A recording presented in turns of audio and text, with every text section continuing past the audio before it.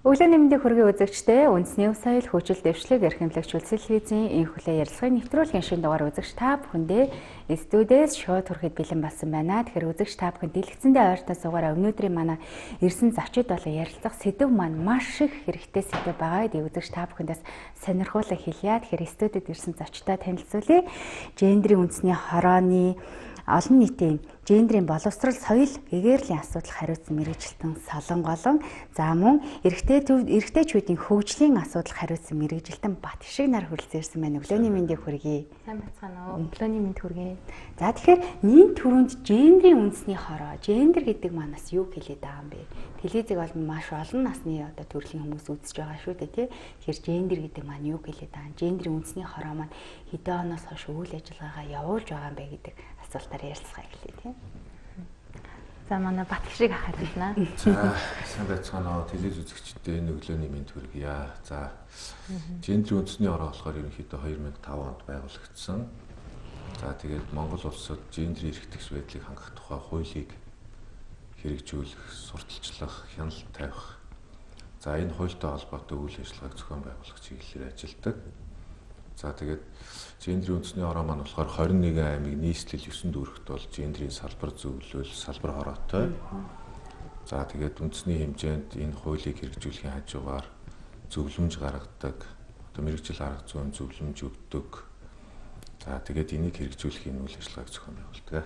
Тэгэхээр нийтдээ хэдэн хүний бие бүрэлдэхүүнтэй ер нь ажиллаж байна одоогоор? За одоогоор гендрийн үндэсний хорооны ажлын албан нь болохоор одоогоор 12 хүнтэй ажиллаж байгаа. Тэгэхээр ер нь бол 21 аймаг Улаанбаатар хот за тэгээд Монголынхаа бүх иргэнд үйлчлэхийн тулд бол одоо маш олон бас салбар чиглэлийн албан ажилтнууд хүмүүс бол бие нийтэн ажиллаж байгаа. Үүний нэг тод илрэл жишээ бол хүмүүс сүүлийн үед сошиаллаас маш их мэдээлэл авдаг болсон байна тий. Харилцан хүндэтгэе гэсэн урайтай энэ хүү аян маань бол өрнөж байгаа. Харилцан хүндэтгэе гэхээр бас нэрнээсээ ч бас ойлгомжтой байгаа юм шиг тий. Ер нь бас нөлөөллийн энэ хүү аянг хүмүүсийг юу ойлгож аваасаа гэсэн үүднээсээ эхэлж ер нь энэ аян маань хэрэгжиж эхэлсэн юм бол.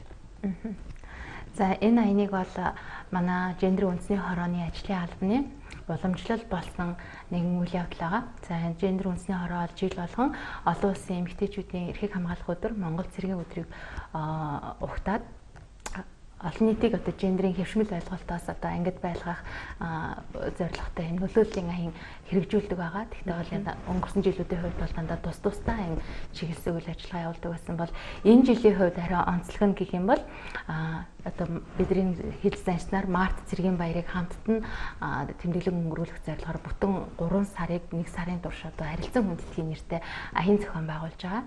Энэ одоо хамтд нь хийж байгаагаараа илүү онцлог байгаа энэ жилийн хувьд. Тэгээд энэ жилийн одоо аян маань маш өргөн цар хүрээтэй болж байна. Мөн Монгол улс одоо гендрийн үндэсний хороо маань бол эрэгтэйчүүдийн хөгжлийн асуудал хариуцсан мэргэжилтэндээ болсон болоод ч тэрүүтэй бидний бас харж байгаа онцлог маань бол эрэгтэйчүүд рүү чиглэсэн үйл ажиллагаас илүү түлхүү явагдсан ийм сар боллоо Монгол улсын хэмжээнд. Тэгэхээр манай харилцан хүндэтгийгээд аяны маань одоо гол зорилго маань бол хүүхэд ч бай, өсвөр насны хүүхэд ч бай те ажил албан дээр гарсан залуучууд ч бай, дунд нас, ахмад нас ч бай, бүх төвшөндөө нэгнээ харилцан хүндэтгийе гэдэг агуулга, эерэг хандлагатай байя гэдэг агуулга. Ингээд энэний урай маань бол хайраа хайрлаа, хандлага өөрчлөе, хамтдаа үлгэрлэе гэсэн уриалгыг нийт орондоо яриа одоо түүхэн дэлгэр рүү цацж байгаа. Энэ аянд маань бол улс даяараа давлгаалж нэгдэж байгаа. Тэгээ энэ дээр онцлог би бас байгууллагуудыг тооцоохоос ярина. Тэгэхээр энэ аяны маань гол зорилго маань бол нийт одоо хүүхдүүдээч тэр өсвөр насны хүүхдүүдээч тэр бүх одоо иргэдээ нэгнийхээ одоо ялгаатай хэрэгцээг хүндэтгээч, нэгнээ хайрлая тий. Хайрлаж байгаа арга чинь хэрвээ буруу байвал хандлага жоох өөрчлөё. Хандлага өөрчилчөөд ганцхан би болцсон биш, чи болцсон биш тий. Нэгэндээ үлгэрлэе зөв эерэг мессеж ингэж хамтдаа хөгжиж гисэн ийм агуулгатайгаар ийм уриалгыг дэвшүүлэн ажиллаж байгаа. Ийм сарын аян хэрэгжээд одоо 4 сарын 1-нд дуусах гэж байна. Тэгэхээр эрэгтэйчүүдийн хөгжил гэхээр ихэвчлэн ер нь эмэгтэйчүүдийн имлэг, эмэгтэйчүүд нийгэмд юм байна, эмэгтэйчүүд л амьдралыг авч явж байна, эмэгтэйчүүд гэсэн үг маш их байдаг. Одоо нөгөө эрэгтэй хүмүүс заримдаа гомдолдог шүү дээ. Яг үндэ эрэгтэйчүүдийн имлэг гэхэд ч бараг байхгүй байгаад байна тий. Бид нар яг яасан хүмүүс юм бэ гэдэг. Тэгэхээр эрэгтэйчүүдийн хөгжил гэдэг маань бас хамгийн суурь нь юу байх ёстой байдаг юм бол эрэгтэйчүүд одоогийн нийгэмд яаж хөгжих ёстой гэдэг юм бол за одоо нөгөө дөнгөж өсвөр насны 10 жилийн тий тэдгээр хүүхдүүдэд маань бас ямар зүйлүүд хандлагууд бий болох юм бол зөвхөн болж тааш хөгжиж төлөвшөх одоо ёстой байдаг юм бол тэгээс нөгөө нэвтрүүлэг эхлэхээс өмнө гурлаа ярилцчихсан шүү дээ. Энэхүү гендер гэдэг маань бол одоо цэцэрлэгийн насны хүүхдүүдэд ч хамааралтай, үтэл насны хүмүүст ч хамааралтай, бүх насны хүмүүст хамааралтай гэсэн тий. Тэгэхээр энэ дээр ер нь бас ямар учиртай байдаг юм бол эрэгтэйчүүдийн хөгжил гэдэг маань бас яг юуг тодорхойлон хэлээд байдаг юм бол. За ерөнхийдөө бол Монгол улсад эрэгтэйчүүдийн тулгымцсан асуудал бол нэлээд их байна. Тэгээд сая 2020 онд үндэсний хэмжээнд ингээд үндэсний статистикийн орон судалгаа хийсэн. За тэгээд судалгаагаар юу гэж гарсан бэ гэхээр эрэгтэйчүүдийн дунд одоо эрүүл мэндийн тулгымцсан асуудал, за мөн эмэгтэйчүүдээс 10 жилийн наан одоо нас барж байгаа ийм асуудал байгаа. За тэгээд энэ тулгымцсан асуудлуудыг бол илрүүлж гаргаж ирэх юм зорилготой судалгаа байсаа. Тэгээд ямар асуудлууд одоо эрэгтэйчүүдийн дунд тулгамдаад байна вэ гэхээр эрүүл мэндийн асуудал тулгамдаад байна. За тийм болохоор манайхаас хийж байгаа харилцан хүндэтгий аяны маань хүрээнд эрэгтэйчүүд маань бас хандлагаа өөрчилё. Амьдралын зөв дадал хэвшилтэй болёо. За тэгээд гэр бүлтэйгээ, хань ижилтэйгээ, үр хүүхдтэйгээ аз жаргалтайгаар урт удаан одоо амьдрахын тулд эрэгтэй хүмүүс маань өөрийгөө хайрлаач, эрүүл мэндээ хайрлаач. Зөв одоо хооллолдог байгаа ч тий. Одоо дасгал хөдөлгөөн хийдэг байгаа ч, амьдралын зөв дадал хэвшилтэй байгаа ч, үр хүүхэд хань ижилтэй зөв үлгэр дуурайл үзүүлдэг одоо байгаасай гэсэн одоо бас утгаараач бас энэ манай аяны өрөө бас холбоотой хайраа хайрлаа, хандлагаа өөрчлөе, хамтдаа одоо бүтээе гэсэн юм өрөөтэй байгаа. Тэгээд энэгээр юу хэлж ийнэ гэхээр ер нь эрэгтэйчүүд маань бас нийгмийн амьдралд тийм ээ бас өөрсдөө бас жоох идвэх муутай байгаа юм л та. Одоо жишээлхэд эрэгтэйчүүд маань одоо хэдийгээр ингээд хөвлийн таргалалт тийм ээ эрүүл мэндэд ингээд хортоо нөлөө үзүүлж гин гэдгийг мэдж байгаа боловч эрэгтэйчүүд маань нийтлэг одоо их автомашин их унж байна. Одоо явган алахгүй, дасгал хөдөлгөөн дээр хийхгүй байна. Тэгэхээр энэ нь бол одоо эрэгтэйчүүд маань ингэж хортоогоор нөлөөлөд байгаа учраас амьдралын зөв дадал хэвшилтэй болёо гэсэн зорилгыг бас агуулж байгаа. За тэгээ эрэгтэйчүүдийн хөгжлийн асуудал гэхээр ерөнхийдөө бол эрэгтэйчүүд маань нийгмийн амьдралд бас тэгш оролцох хэрэгтэй байна. Одоо мэрэгжил боловсролтой болох хэрэгтэй байна. Мөн одоо эрэгтэйчүүдийн дунд бас түгээмэл байгаа 2-3 асуудал байна л да. Тэр нь юу гэхээр эрэгтэйчүүдийн дунд одоо энэ зам тээврийн ослоос шалтгаалсан одоо осол гэмтэл байна. Үйлдвэрлэлийн осол их байна. За мөн одоо амиа орлолт бас их байна. Тэгэхээр энэс юу гэж хэлж яах вэ гэхээр жилд нэг 400 гаруй хүн нас бардаг юм байна. Үүний 85% нь эрэгтэйчүүд байгаа юм нэг харамсалтай бас юм судалгаа байна. Тэгэхээр эрэгтэйчүүд маань сэтгэл зүйн одоо дархлаа бас сул байна уу да гэж бас үзэж болохоор байгаа. Тэгэхээр эрэгтэй хүмүүс маань бас сэтгэл зүйн одоо дархлаатай байх. За тэгээд энэ сэтгэл зүйн амьдрал баян учраас одоо сэтгэл зүйн асуудлууд, гэр бүлийн асуудал, одоо янз янзын асуудлууд бол их байна. Хүний амьдралд тохиолддог. Юу ч тохиолж бол энэ үед эрэгтэйчүүд маань эрүүл зөв аргаар одоо стресс бухимдаа тайлж сурах энэ соёлд суралцах шаардлагатай байна. Тэгэхгүй болохоор манай Монгол эрэгтэйчүүд маань яаж яах вэ гэхээр одоо маш буруу аргаар стрессээ тайлах гэж оролдож байна. Энэ нь юу вэ гэхээр арх уух, тамхи татах, тийм ээ. Эсвэл одоо гэр бүлээс гадуурх одоо ямар нэгэн хүнтэй харилцаа холбоо тогтоох гэдэг юм уу? Ийм одоо байдлаар тайлах гэж оролддог. За тэгээ энэ нь болохоор эрэгтэйчүүдэд маань эргээд хортоогоор нөлөөлдөг. Яаж хортоогоор нөлөөлдөг вэ гэхээр эрэгтэйчүүд маань ингээд арх ууж тамхи татсан үедээ ингээд тийм хяналтаа алдаад одоо хань ижил гэр бүлдээ хүчрхийл үлдэх байдаг юм уу? Эсвэл өөрөө гэмт хэрэгт холбогдох, эсвэл амь насаа алдах, эсвэл одоо ямар нэг байдлаар эрэгтэй хүндээ эргээд тийм муу нөлөө үзүүлдэг. Тэгэхээр манай Монгол ирчүүд маань маш одоо сайхан ямарваа одоо ингээд биетэн зовир шаналгаа байгаа бол тийм ээ ичид зовлгүйгээр хань ижилтэйгээ гэр бүлтэйгээ сайхан ярилцаад эмнэлэгт ингээд эртхэн үзүүлээд эрүүл мэндэд санаа тавиад ямарваа өвчин зовлон байгаа бол эрт үеийн онцлуулж эмчилүүлж хэвших хэрэгтэй байна. За тэгээд амьдралын зөв дадал хөвшилтэй байх хэрэгтэй байна. Тэгээд сэтгэл зүйчд одоо хандаж сурах хэрэгтэй байна. Одоо ямарваа нэгэн амьдралд асуудал гарах юм бол юун түрүүнд одоо тий хань ижил гэр бүлтэйгээ одоо харилцаагаа муудахгүй тулд сайхан сэтгэлээ нээж ярилцдаг байх хэрэгтэй байна. Сэтгэл зүйчд одоо хандаж одоо сурах энэ соёлд одоо суралцах юм хэрэгцээ шаардлага байна. Ингээм бол Монгол ирчүүд маань сэтгэл зүйн хувьд өөрийгөө хамгаалаад зогсохгүй хань ижил гэр бүл үр хүүхдтэйгээ одоо харилцаагаа хадгалах юм боломжтой. Тэглгүй яах вэ? Тэгэхээр нөгөө хүн чинь өөрөө сэтгэлийн амтнд дотоод байгаа зүйлээ аливаа нэг зүйлийг стрессийг тайлж сурах хэрэгтэй гэдэг. Стрессийг тайлж чаддаг хүн ч гэж байна, чаддгүй хүн ч гэж байна. Буруу замаар тайлдаг хүмүүс ч гэж зөндөө шүү дээ, тий. Тэр стрессээ бас нэг өөр зүйлтэй андуураад ерөөсөө л болохгүй айн гэдэг нэг бас нэг тийм өөрөөгөө өмөрс нэг тийм сайхан өгнүүд өөрөөсөө бий болгоцсон өөрөөгөө айгу өмөрдөг. Хүн өөртөө бас буруу авахгүй байх айгу дуртай штэ. Өөрөө бурууг ер нь бол нэг ярих гэдэг. Тэгэхээр харилцан хүндэтгэлийн аяны хүрээнд нийтдээ бас хэдэн байгууллагууд маань хамрагдав. За байгууллагаас одоо хэрэгжиж байгаагаас нэг юм багталтайгаар гайхуулан ингэж омгшиж ярих юм бол тий хаанах ямар байгууллага байв бас. За тэгэхээр яг энэ тухай ярих боломж олгосон Үлзий телевизийн хамт олондоос баярлалаа. Манай харилцан хүндэтгэлийн аян маань бол улсын хэмжээнд давалгаалж маш олон байгууллагууд бол нэгдсэн. Биднэрт бол яг аль бие усаар нэгдснээ илэрхийлж тэ аяны төлөвлөгөө боловсруулад кампанит ажил өрнүүлж байгаа 150 байгууллага бол бидэнд мэдээлэл ирүүлсэн байна. Бид нар рүү аль бие усаар яг хандаж мэдээлэл ирүүлээгүй маш олон байгууллагууд бол мэдээлэл авч аян өрнүүлж байгаа.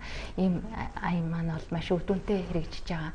За тэгээд энэ аянд маань бол онцлог одоо ярих юм бол яамдуудаас бол барилга хот байгуулалтын ямыг онцолж ярмаар байна. Барилга хот байгуулалтын ямар ажил хэрэгжүүлсэн бэ гэхээр энэ харилцан хүндэтгэлийн аяндаа нэгдээд яамныхаа ажилтнуудыг хүүхдүүдийг бүгдийг нь одоо сайдын өрөөнд дуудаж хүлээн авч уулзаад эцэг эхчүүд чинь улс их орондоо хэрэгтэй ямар чухал ажлуудыг хийж хэрэгжүүлдэг вэ гэдэг тухай хүүхдүүдэд нь танилцуулсан байгаа ажлын эцэг эхийг мөн тэгээд хүүхдүүдийнхээ бас толгомцсон асуудлыг сонсоод те ээж аавтайгаа хэрхэн цагийг өнгөрүүлэхийг хүсдэг вэ те ээж аав чинь одоо ийм ажил шийдэх гэж ингэж улс их орны төлөө ажилладаг учраас стрессгүй ингэ байдгүй гэх юм чөлөөт ярилцлага өрнүүлсэн байгаа.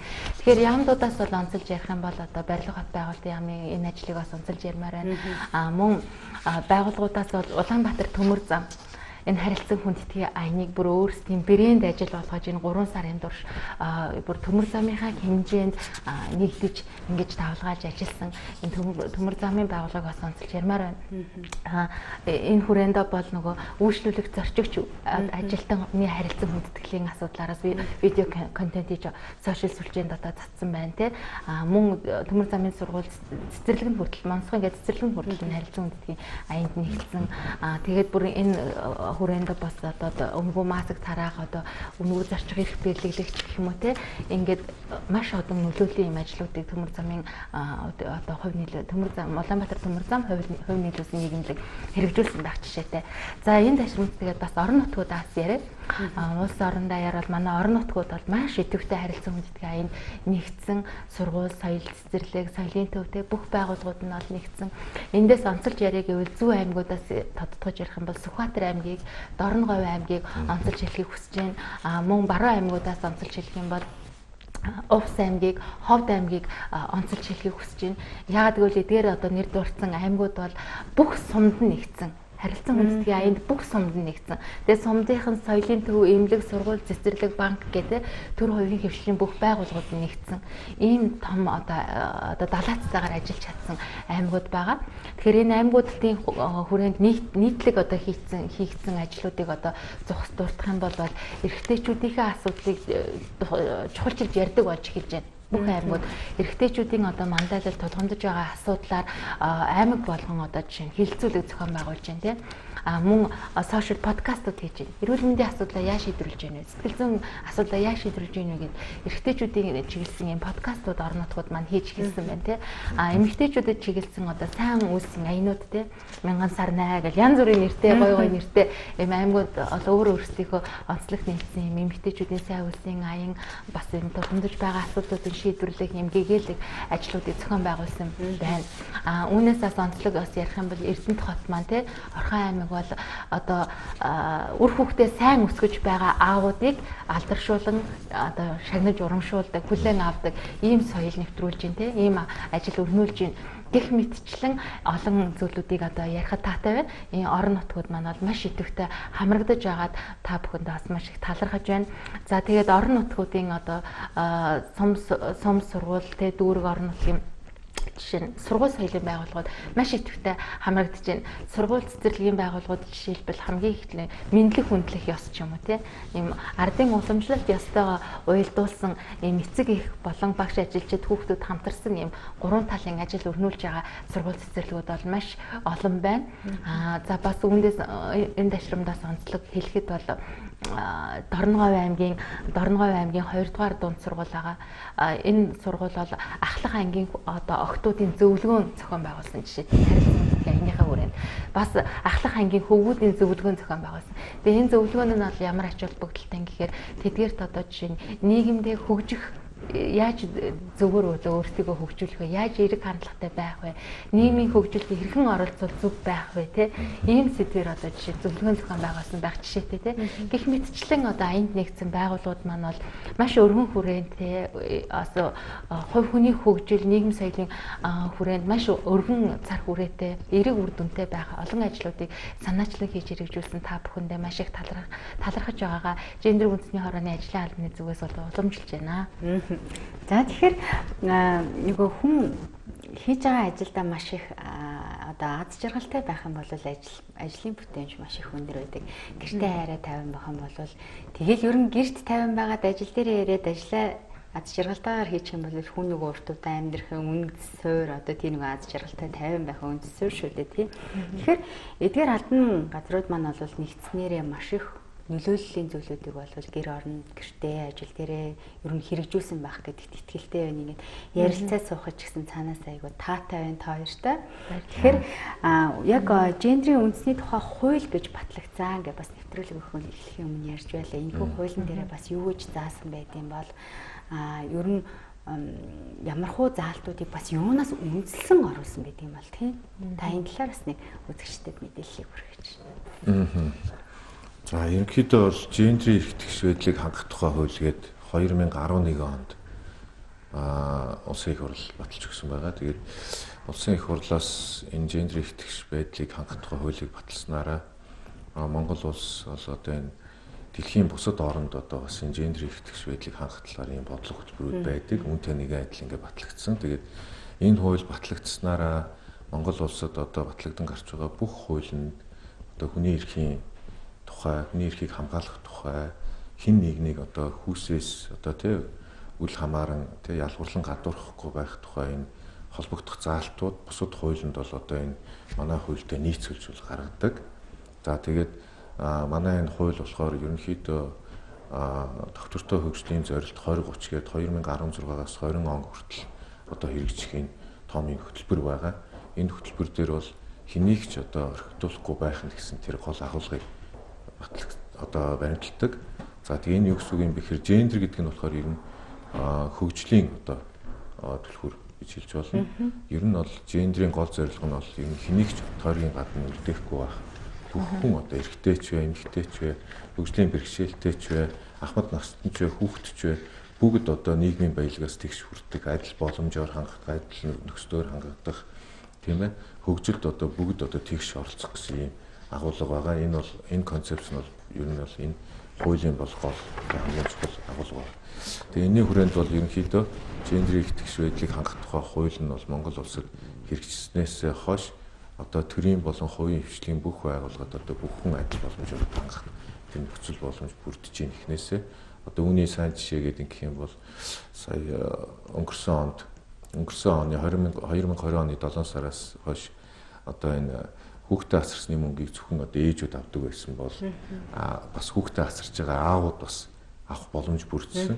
За энэний одоо гол зорилго нь юу байна вэ гэхээр хүүхдийг одоо аауд нь ч гэсэн асарч болно. Тэгээд мэдээж эрэгтэй эмэгтэй хоёр ингээд дотроо ярилцж байгаа. Эхнэр нь арай ахиу цайлантай, нөхрөөсөө арай илүү боломжтой байгаа бол тийм ээ. Эхнэр нь ажиллаа хийгээд нөхөр нь хүүхдээ асрах энэ боломж бүрдсэн. Хэрвээ энэ боломж бас бүрдээгүй байхад бол бас хүүхдээ харж исэн аавууд байсан. Харамсалтай нь бол тэднэрт бол энэ мөнгөөс олгохдохгүй байсан. Тэгвэл бас энэ асуудал шийдэгдсэн. За гэх мэтчлэн ер нь бол тийм ээ. Энэ уг хуулийн гол зорилго маань бол одоо бүх хүнд тэгш адил боломж олгох гэсэн юм зорилготой байлаа. Тэгэхээр энэ хуулийн ач холбогдол нь бол ингэж гарч байгаа.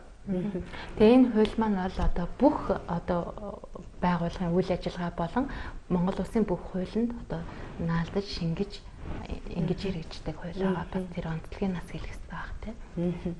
За тэгэхээр маш олон хүмүүс за ер нь бол Монгол орон даяар бол аянгууд маань хэрэгжээд ингээд аян гэдэг маань бол үзэгчид бас сайн мэдэж байгаа тий. Тодорхой хугацаатай, өөрийн гэсэн тодорхой нэртэй хугацаанд хэрэгжээд дуустдаг. Гэвч нөгөө аянгууд маань үргэлжилсэн уялдаатай байдаг.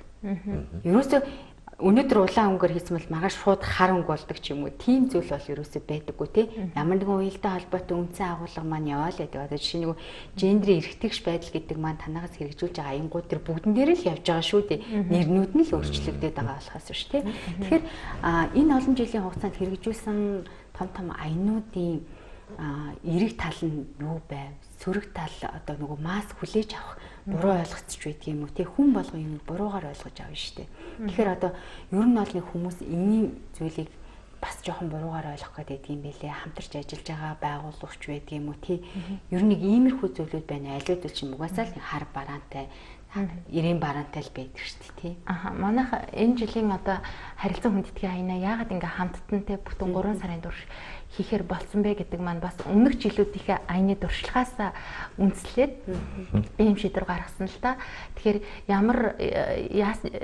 ямар одоо үндэслэл болсон бэ гэхээр нэг номерын үндэслэл нь бол тийм байсан. Одоо өнгөрсөн жилийн одоо жишээ нь би байна гэдэг тий одоо жишээ нь аян маань бол зөвхөн эрэгтэйчүүдийн одоо асуудал руу чиглэсэн аян байсан байхгүй нөлөөллийн ажил. Тэгэнгүүт эрэгтэйчүүдийн аян хийхээр нөө эмэгтэйчүүд нь надад хамааралгүй сэдв байна гэд анхаарахгүй өнгөрөх тий эмэгтэйчүүд рүү чиглэсэн юм толгомцоо асуулыг ингээд эрэгтэйчүүд энэ эмэгтэйчүүдэд чиглэсэн юм ярьж штэ гэд хайхарахгүй өнгөрөх ийм асуудал гараад байгаа байхгүй. Тэгэнгүүтээ бас цаад утгаараа гендер гэ ярангууд зөвхөн эмэгтэйчүүдийн эрхийг хамгаалах гэж байгаа хөдөлгөөн юм шиг ажил юм шиг хүмүүс ойлгодог ч тийм хэвшмэл буруу хандлага бас байна. Гэтэл бид нар энэ аяныхаа бас цаад агуулгад өмнөх жилийн аян хийжсэн туршлагуудаас үндэслээд те ингээ одоо март цэргийн баярын хоёрыг хамтд нь одоо жишээ нь эрэгтэйчүүдийн эрэг хандлагын эрэгтэй эмэгтэй хүмүүсийн эрэг хандлагаас сурталчлаа тулгамдж байгаа асуудал руу олон нийтийн анхаарлыг хандуулъя те хамтд нь одоо жишээ нь аяныг тэмдэглэн өнгөрүүлж аяны ач холбогдлыг цааш нь түгээн дэлгэрүүлэхэд гендрийн эрэгтэгш гэдэг ойлголт хандлага бас түгээн дэлгэрүүлэх нөлөөлөе гэсэн ийм бас зорилго бас байгаа л да. Тэгээд бас энэ нөгөө хүний эрхийн асуудал бол ганцхан эмэгтэй хүний асуудал биш. Ганцхан эрэгтэй хүний асуудал биш. Хүний эрхийн асуудал гэдэг бол эрэгтэйч вэ, эмэгтэйч вэ тэр хүн болгонд хамааралтай асуудал гэдэг утгаараа нэгт хоёр тийм нөгөө доктортой хөгжлийн зорилт 2030-д маань байж байгаа. Гендрийн одоо тэгш байдлыг бий болох энэ бол одоо тий ингээд төлөвлөгөөнд тусгагдсан. Тэгээд энд бол ингээд эрэгтэй эмэгтэй бүх хүнд одоо хамааралтай гэж байж байгаа. Тэр утгаараа бас ингээд тий бид нар энэ жилийн аяныг урд жилүүдээс хийж байгаа гол онцлог маань бол аль нэг хүсэг онцлог биш юм байна. Хамтд нь хийх ёстой юм байна. Асуудал аль хүсэд байгаа юм бэ? Хоёуланд нь тий бэрхшээлтэй асуудал байгаа, шийдвэрлэх шаардлагатай асуудал байгаа. Хоёулалд нь одоо тийм ээ тулгымцсан асуудлууд байгаа. Тийм болохоор эрэгтэй эмэгтэй хүмүүс тий хин хинийхээ тэр одоо онцлог хэрэгцээ, тэр ялгаатай байдал, тэр үүссэн асуудлын тий ойлгох хэрэгтэй, харилцан бие биентэйг хүндэтгэлтэй хандъя. Өмнө нь одоо энэ нийгэм тогтсон энэ хэвшмэл буруу ойлголт хандлагаасаа татгалзъя, ангижръя гэдэг зорилгоор ингээд энэ харилцан хүндэтгийгээд аянаа нэрлээд тэгээ аяныхаа өрөөг болохоор хайрлая, хандлагаа өөрчлөе, хамтдаа бүтээе гэсэн юм. Тэгээд одоо манай аяны хүрээнд гаргаж байгаа контент бүтээгдэхүүнүүд маань ч гэсэн яг энэ агуулгаараа байгаа эрэгтэй эмэгтэй хүмүүсийн одоо сайн талаа сурталчлах мөнгө толгомдож байгаа асуудал яар. Жишээ нь эрэгтэйчүүдийн одоо игэл телевизээр бид нэр эрэгтэйчүүдийн толгомцсон асуудал болон манлайллын сэдвээр одоо хилцүүлэг зохион байгуулахад бол бид нэр анхудаа одоо өрх толгойсон аавыг одоо урьж оролцуулсан. Өрх толгойсон аавыг одоо нийгэмд анхаарлаа тэр зүг бас хандуулах чиглэсэн. Тэг гэр бүл судлаач болон одоо эр хүний ноён нуруу ингийн талаар те одоо яаж зөв эр хүн байхын аав байхын те тэр чиглэлээр бас одоо олон жил одоо олон нийтэд одоо сайн үлгэр дуулалтаа үзүүлсэн олон танил жүжигчин оролцуулах юм те ийм байдлаар эрэгтэйчүүдийн телевизийн хэлцүүлэг зохион байгуулсан бол бид нар 3 сарын 4-ний өдөр үндэсний хэмжээний цахим эмэгтэйчүүдэд зориулсан эмэгтэйчүүдэд одоо охид эмэгтэйчүүдэд тулгамдж тодорхой асуудлаар гээд үндэсний хэмжээний цахим хэлэлцүүлэг зохион байгуулсан. Энэ хүрээнд бол нөгөө эмэгтэйчүүдийн нийгмийн сүлжээнд ялгуурлан гадуурхалт нь шүү дээ, тий? Сошиал орчин. Энэ сэдвээр бас бид нар хэлэлцүүлэг зохион байгуулсан. Мөн энэ ковидын үед эхнэрэн эндэгдэл Монгол улсад бас өссөн үзүүлэлттэй байгаа. Энэ чиглэлээр бас бид нар хэлэлцүүлэг зохион байгуулсан. Энэ үндэсний хэмжээний хэлэлцүүлэгт маань 496 хүн оролцсон улсын хэмжээнд ийм өргөн цар хүрээтэй бас хэлэлцүүлэг зохион байгуулсан байгаа. Тэгэхээр яг эрэгтэйчүүдэд одоо нийгэмд тулгамдаад байгаа асуудал маань ерөнхийдөө ямар асуудлууд байдгийг бол мэдээж та нар судалгаа шинжилгээ хийсэн л байж таараа шүү дээ. Бид нар эмэгтэйчүүдийг л гэж хөвчлээ ярьдаг шин. Эмэгтэй хүн л гэр бүлийн хүчирхийлэл төртөд байна. Эмэгтэй хүн л одоо гэртээ бүх юмаа хийж гин. Тэгээ гадаагаараа ажиллаа хийж гин. Эмэгтэй хүн л одоо ингэж гин тэгж гин гэл. Ер нь дандаа эмэгтэйч хүмүүс рүү чиглэсэн асуудлуудыг ярьдаг мөртлөө тэр нь хэрэгжиж байгаа нь бас ил биш. Тэнгүүт нөгөө би ч өөрөө эмэгтэй юм шүү дээ тий. Би эмэгтэй юм чинь энэ яадгийн гэсэн байр хандлагатай эмэгтэй хүмүүс маш их хүрэлцэн байгаа. Тэнгүүт тэрнээс үүдэж үүсэх байнгут гэр бүлийн харилцаад нөгөө хүүхэд бас харж идэг тий. Ээж аавыг дандаа ингэж идэх ч гэдэг юм. Тэгвэл нөгөө эрэгтэй хүмүүс чинь за чи дугаа эмэгтэй биш яах гээд ингээ олон юм яриад идэг ингээл айгүй тийм нэг хандлагууд айгүй их байдаг штэ. Тэгээ ингээд нэг ер нь бол эрэгтэй хүмүүсийг бас ингээ хааж боож байгаа ч юм уу. За жишээ нь одоо бид нар бараг мэддэг хэрэгнээс амнаасаа гарахаас ч айдаг үг гэдэг. Эрэгтэй хүмүүсийн ажлын байрны бэлгийн дарамт гэдэг юм бол нууцаар маш их явж идэг. Тэ? Ер нь бол ил байдаггүй. Тэгэхээр энэ ер нь яг хүчин зүйлүүд нь юунаас нөлөөлөд идэв юм бол эрэгтэй хүмүүсээ одоо хөгжиж, дэвшиж, дээшилж одоо тэр нөгөө энэ олон аяныг хэрэгжүүлж маш их зүйлийг бий болгох гэж ойлгуулах гэж яваад байгаа. Ер нь яваад ахад юу юм хэрэгтэй байгаад байна. Эрэгтэй хүмүүсийн хүчин зүтгэл. За тэгээд дээр нийгэмд юу хэрэгтэй байгаад байгаа. Та нар маань ингээ яриад идэг, аюу өрнүүлээд идэг тий. Тэгвэл үр дүн бас харагдах байх ёстой шүү дээ тий энэ дэр чинь. За энэ нөгөө ажлын байрны бэлгийн дарамт гэдгийг би аягүй сайн ойлголоо сая тэгж асуудаг шүү. За ерөнхийдөө ажлын байрны бэлгийн дарамт гэдэг бол нийгмийн хөгжилд эрэгтэй эмэгтэй хүмүүсийн тийм ээ ажлаа одоо сэтгэл амар тайван хийх одоо энэ нөхцөл байдалд маш хортой нөлөө үзүүлж байгаа. Тэгээ ажлын байрны бэлгийн дарамтаас өрсөн сэргийлэх тухай бол манай гендер эрхтгч байдлыг хангах тухай хуулийн дээр энэ тодорхой залтууд орсон байдаг.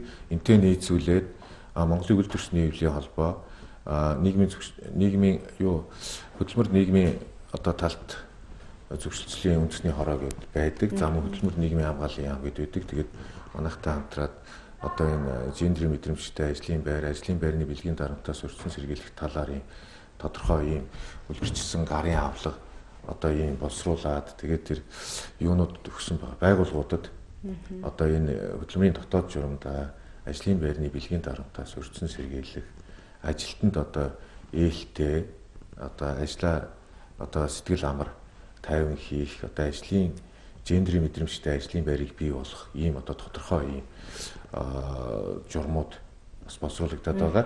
Тэгээ энэ маань одоо ингээд удахгүй батлагдана. За тэр ажлын байрны бэлгийн дарамтаас өрсөн сэргийлэх тэр үлгэрчсэн одоо гарын авлага гэдэг хэвлэгдсэн байгаа. Одоо ингээд ерөнхийдөө байгууллагуудад харагдаж байгаа. За энийг бол ингээд байгууллага дээрээ хөдөлмөрийн дотоод журамдаа тусгаад энийг бий болгосноор яах вэ гэхээр ажилтан бол одоо ингээд сэтгэл амар ажиллаа хийх. Тэгээд ажлын байрны бэлгийн дарамт гэдэг нь юу байдгийг талаарх ойлголт мэдлэгийг ажилтнуудад өгөх. Энэ ажлын байрны бэлгийн дарамтаас өрсөн сэргийлэх ийм одоо нөхцөл бүрдэх юм аа. За тэгээ энэ ажил бол ерөнхийдөө ингээд үндэсний хэмжээнд манайх чинь гендрийн үндэсний хороо болохоор ерөнхийдөө ажлын албан одоо 13 мэдээлжсэн тий 21 аймагт засаг даргын тамгын газарт гендрийн асуудал хариуцсан ийм одоо ажилтнтай. За тэгээд 9 дүүрэгт бас байна. За 16 яамд бас байна. За тэгээд эдгээр одоо ажилтнуудаараа дамжуулаад орон нутагт бас энэ үйл ажиллагаагаа нийслэлд дүүргүүдэд бас энэ үйл ажиллагаагаа хэрэгжүүлдэг. За тэгээ мөн одоо 16 яамч маань ч гэсэн бас өөрсдийнхөө харьяалагдах агентлаг газруудтай бас энэ үйл ажиллагааг бас ингээд хэрэгжүүлэх, сурчлах юм шиг өргөтэй ажилладаг. Тэгэхээр энэгээрээ ингээд шатаараалаад үйл ажиллагаанууд явагдаад ингээд ирэхлээр бол энэ үйл ажиллагаа бол хэрэгжинэ гэж үзэж байна. Тэгээд энэ дээр нэмээд хэлэхэд бол одоо жишээ нь ажлын байрны бэлгийн дарамт ч юм уу те эсвэл одоо энэ Солонгоо бат хишиг гэдэг те чимэглэн гэдэг хүмүүс өөрийнхөө эрх нь яаж зөрчигдөд байгаа вэ гэдгээ ойлгодог, мэддэг байх, мэдлэгтэй болох хэрэгтэй байхгүй. Тийм манай иргэд тий манай одоо бидний хүүхдүүд хүртэл ядаж тэрийг мэддэг байх өсөх шаардлагатай нийгэмд бид нар амьдарч байгаа байхгүй юу? Тийм ээ. Миний эрх зөрчигдөд байна шүү. Энэ миний эрхэнд халдаад байна шүү. Энэ хүн тий энэ байгууллага ч юм уу тий. Энэ удирдлага надад одоо ажлын байрны бэлгэн дарамт үзүүлээд байна шүү гэдгийг нэгдүгээр хүн өөрөө мэддэг байх хэрэгтэй. Хоёрдугаар өөрийгөө хэрхэн хамгаалах аргаа ойлгодог, мэддэг байх ёстой. Жишээ нь ажлын байрны бэлгийн дарамтанд одоо өртөж байгаа бол те таны мэдээллийн нууцлал одоо чанлан хадгалагдаад Монголын одоо хүний эрхийн үндэсний комисс таны одоо гомдлыг шийдвэрлэх бүрэн боломжтой байгаа. Тэгэхээр одоо хэрвээ одоо ажлын байрны бэлгийн дарамтан дээр өртсөн бол одоо хүний эрхийн үндэсний комиссд өргөдлөө гаргаж өгөх ёстой. Нэгдүгээр өөрийгөө хамгаалах эхний чинь алхам тэр. Тийм үстэй тий. Тэгэхээр бид нар иргэд маань одоо бидний ингээл нөлөөллийн ажил хэрэгжүүлж ингэж ингээд байгаа маань энэ олон хууль журам батлагдаад те ингийн шүүгээ энийг таниулаад сурталчлах гал явж байгаа энэ одоо төрийн байгууллагуудын ажлыг чинь цаана иргэн таныг одоо мэдлэгжүүлэх гээд мэдээлэлжүүлэх гээд байгаа тий энэ чинь өөрт чинь танд туслах гээд байгаа одоо механизм одоо арга хэрэгсэл явж байгаа маа. Тэгэхээр нэгдүгээрт бол манай иргэд өөрсдийгөө яаж хамгаалах вэ? Өөр хүүхдээ өөрийгөө хайрлаж одоо хамгаалахад нь хэрхэн суралцуулах вэ гэдэг дээр маш нухацтай бодож одоо амьдрах шаардлагатай ийм нэгэн бид нар амьдарч байгаа. Тэгэхээр харилцан хүндэтгэл хэмээх аянаас өмнө хэрэгжүүлсэн аянгуудаа бол гурлаа ярьчихсан тий. Тэгэхээр цаашлаад ер нь ямар аянуудыг бас хэрэгжүүлэе гэж төлөвлөж байна уу? Тэгэхгүй энэ аян маань бас дуусах гэж байна тий. Ер нь бас хаашаа чиглэл нь хаашаа байгаа. Тэгэхээр бид нар бол дэлхийн одоо энэ доктортой хөгжлийн бодлого тий 20-30 хөтөлбөрийн бүр 5 дахь үндсэн зорилт нь бол гендрийн эрхтгш байдлыг хангах гэсэн байгаа. Тэгэхээр дэлхийн нийт тий бүр өөрсдийнхөө дэлхийн хөгжлийн одоо соёлын одоо нэг тулгуур хүчин зүйл нь бол гендер болчиход байна тий. Тэр ирээдүйн одоо доктортой хөгжлийн үндэс суурь нь бол гендрийн эрхтгш байдлыг хангах юмаа гэдэг ингээ дэлхийн нийтээр хүлээн зөвшөөрөө томьёолоод уриалаад ингээ ажиллаж штэ. Тэгэхээр бидний ч гэсэн цаашдаа хийж хэрэгжүүлэх ажил маань бол яг энэ одоо дэлхийхээ чиг баримжааг Монголынхаа хуулийн нөхцөл байдал тий Монголынхаа хөрстэй уялдуулаад ажлуудыг зохион байгуулах ийм ажил байгаа. Тэгээ гендрийн үндэсний хороо бол хөвчлэн энэ кампанид аянуудыг бол олон улсын байгууллагуудаас одоо тусламж одоо тий дэмжлэг санхүүжилт авч одоо хийж хэрэгжүүлдэг ийм байгууллага байгаа. Тэгэхээр бид нар бол одоо цаашдаа энэ аян маань дууссан ч гэсэн бид нар аяны контент бүтээгдэхүүнүүдийг бол олон нийтэд түгээн дэлгүүрээр сурталчилсаар байх болно. Цаашдаа бол бид нар яг энэ доктортой хөгжилт гендрийн эрхтгш байдал гэдэг чиглэлээрээ илүү чиглэсэн ажлуудыг өргөнүүлж ажиллахаар байгаа. Тэгэхээр харилцан хүндэтгэлийн аян маань 4 сарын 1-нд дуусаад цаашлаад аян маань бол мэдээж удахгүй зохион байгуулагдах байх. Аян чинь богино хугацаанд ойрхон зохион байгуулагдчихдаг зүйл юм чинь тий. Тэгэхээр манай хоёр зочны хэлснээр үзэгч та бүхэн ер нь гендрийн үндэсний хороотой хамтрий гэсэн албан байгууллага байх юм бол за хөдөө орон нутагт ажилладаг албан байгууллагууд байх юм бол аймгийнхаа тамгын газартай холбогдоход бол нийлэлтэй шууд гендрийн үндэсний хороотойгоо холбогдох нь үзэгчтэй. Энийг бас тодтогхон хэлье гэж бодож байна тий. За тэгээд зөвхөн гендрийн үндэсний хороо маань аян хэрэгжүүлэхдээ харилцан хүндэтгийг гэсэн аян дээр тодтогхон хэлэхэд бол албан байгууллагуудыг аль түрүүн бас зочин маань дурьсан. Албан байгууллагуудаас гадна онцлон хэлэхэд цэцэрлэг сургуулиуд маань бас маш их хамрагдсан маа гэдэг бас нэг тодтогхон яриа тий. Тэгэхээр нөгөө аливаа зүйлийн суурь сайн байж ич дээшээ чанартай барилга баригдана гэдэг шиг тий нөгөө хүүхдүүдтэй өсвөр насныхандаа 10 жилийнхандаа ямар мессежийг бас өгч байна вэ? Аль сургуулиуд бас хамрагдаж байна вэ? Тэрийг бас нэг ингэж багталтайгаар ярмаар санагдаад байна. За тэгээ. За ерөн сургууль цэцэрлэгүүдээс түрүү нөгөө онцолж хэлсэн аймагуудын сургууль цэцэрлэгүүд бол бүгд хамрагдсан байгаа. Тэгээд нийслэлийн бол дүүргүүдийн сургуулиуд тий ер нь маш олон сургуулиуд байгаа болохоор одоо бүгдийг хэлэхэд бол энэ бүр чагсаалт дүүрэн байна л да. Маш олон сургууль цэцэрлэгүүд орсон. Тэгээд сургууль цэцэрлэгүүд маань ихэвчлэн ямар ажлуудыг одоо өрнүүлж байна вэ гэхээр бол нэгдүгээрт энэ харилцан хүндэтгэлийн аяны хүрээнд бол ааха тэмцээн тий янз бүрийн сургалт зөвлөгөөн зэрэг зохион байгуулсан байгаа харагдаж байгаа. За тэгээ хамгийн онцлогуд нь бол ерөөсөө эцэг эхчүүд, багш сургууль хүмүүжүүлэгч хүүхдүүдийн 3 талтын уулзалт хэлэлцээрийг бас зохион байгуулсан тий. Тэн дундаа бас хөрхөн хүндэтгэлийн өдр нэгээ алдаршуулгад арга хэмжээ зохион байгуулсан харагдаж байгаа. Тэгээ хамгийн их одоо өргөн болсон зүйл нь бол одоо гендер гэж юу вэ? Гендрийн хэвшмэл ойлголт гэж юу юм бэ гэдэг чиглэлээр маш олон юм сургалтуудыг зохион байгуулсан байгаа. Тэр нь бол маш онцлог. За тэгээ энэ хүрээнд бас манай эрхэд гişээ 2 гээд 21 оны 12 сард хэвлэгдсэн юм хүүхдүүдэд зориулсан комик цуврал байгаа. Хэний ч хөөсөр ялахгүй байя тий одоо ийм шинэ үеийн хүүхдүүд хин нэг одоо жишээ нь эрхэнд халтдаггүй хин нэг ялгуурлан гадуурхдаггүй гэсэн агуулгатай ийм комик ном байгаа. Энэ номны хүрээнд бол одоо хүүхдүүдтэй энэ хүүсийн тэгш оролцоо эрхтгч байдлыг одоо сурталчилсан мэдээлэл сургалтад өгсөн ийм сургууль цэцэрлэгүүд бол зөндөө байгаа. Тэгээд энэ дээр бас би онцолж хэлхийг хүсэж байгаа нь болохоор Дорноговь аймгийн цэцэрлэгүүд байгаа. 6 дугаар цэцэрлэг, мөн 14 дугаар цэцэрлэг, 13 дугаар цэцэрлэг бол маш идэвхтэй бүр ижил одоо ингээд аяны одоо жишээ нь хувц хунраараа ижилсээд компанид ажлыг идэвхтэй өрнүүлсэн байгаа.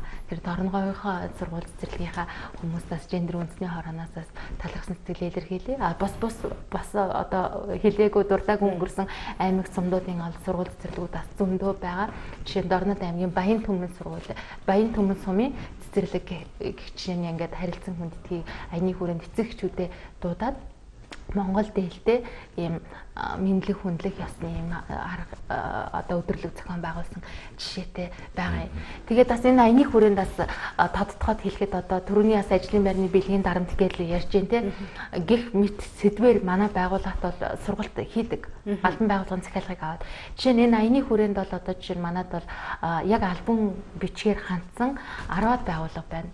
Бас байгууллага дээрээ сургалт авъя гэдэг. Тэр нь одоо жишээ нь ажлын байрны бэлгийн дарамт юм уу, гендерийн хэвшүүл ойлголтын талаар ч юм уу те маш одоо дүн шинжилгээ судалгааны сэдвэр ч юм уу те байгууллага дээрээ сургалт авч болно. Тэр бол нээлттэй. Манай байгууллагад одоо сургалтын албан бичгээ ирүүлээд захиалга өгөөд сургалтын хөтөлбөрт одоо өөрсдийнхөө төлөвлөгөөнд оруулаад ингээд сургалтаа авч болдог.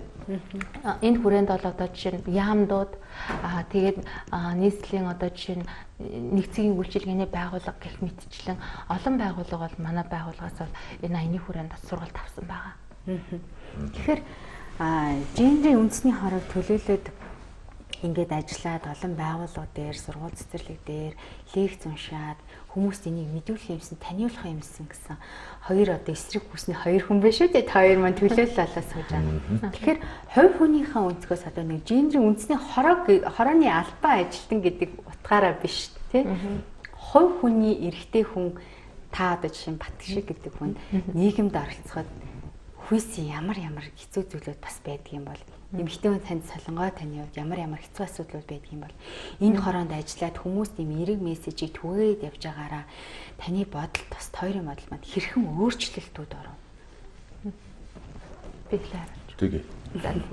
Би бол одоо жишээ нь гендер үндэсний хороонд ажилд ороод төрийн жинхэнэ албаагч л та. Тэгээд яг төрийн албанд ажиллаж байгаагийнхаа нэг үн цэнийг ойлгосон гэх юм уу. Тийм болсон. Яагаад вэ гэхээр одоо жишээ нь хүний төлөө ажиллаад байна шүү дээ тий. Магадгүй эмч ч юм уу цагдаа нар яг энэ мэдрэмжийг надаас хавьгүй эрт одоо авсан байж болно л доо. Би бол яг энд ажилд ороод нэгдүгээрт өөрөөсөө асуусан зүйл бол миний эрх яаж зөрчигддөг юм болоо. Би яг гендерийн ялгарлан гадуурхад өөрөө өртөжсэн хүн мөн үү гэж асуусан байхгүй юу. Тэгээд би асуугаад Үгүй би хүмүүст маш их хэрэгтэй ажил хийх гэж штэ. Олон хүмүүсийг одоо чиний гендрийн одоо ялгарлан гадуурхалтаас ангид байлгахад би олон нийтийн одоо гендрийн бодлосрол саянгийн асуудлыг хариуцах штэ гэж бахархаж хүлээж авсан. Одоо яг төрийн албан хаагч болоод нэг утга учиртай олон нийтэд хэрэгтэй юм ажил хийх гэж штэ гэсэн ийм мессежийг хувь хүндээ бол авсан. Таны юу? За нөгөө энэ боломжийг ашиглаад гэдэг шиг 21 аймаг нийслэл 9 дүүрэг 16 яамд одоо энэ гендрийн асуудлыг үндсэн ажлаас гадна авсраад ажилладаг нийт мэрэгжилтнүүдтэй бас баярлаж талархаж явдгаа илэрхийлье. За хоёрт нь болохоор саяны асуултыг би ингээд бодож илоо тэгсэн ингээд би бас анх гендрийн үндэсний хороонд томилогдоод бас бодож ирсэн. Би яг юу хариуцах юм болоо гэд тэгээд дараа нь ингээд өөрийнхөө ингээд ажлын байрны тодорхойлолтойгоо танилцаад ингэсний дараагаар болохоор ерөнхийдөө бол бас энэ эрэгтэй хүн тэгээд эрэгтэй хүн гэдэг бол эмэгтэй хүнээс бол биологийн тодорхой онцлог шинжээр ялгаатай. Ер нь бол үндсэндээ бус талаараа бол яг адилхан байхгүй. Эрэгтэй хүн баярлан, догдлон, гомдно тийм ээ. Ингээд бусад мэдрэмжүүд нь адилхан байдаг. Тэгээд харин энэ нэг онцлог шинжээрээ л ялгаатай. Бусдаараа бол яг адилхан хүн. Тэгээд эрэгтэйчүүдийн энэ асуудлыг ингээд хариуцаад ингээд ажиллах болсноороо би айгүй маш их бахархдаг. Сайхан байдаг. Ягаад тэгэхээр бас энэ чиглэлээр бас одоо бас маш олон одоо юм мэдээллийг ингээд сонссон. Тэгээд эрэгтэйчүүдтэй ямар асуудал тулгамдаад байгаа юм.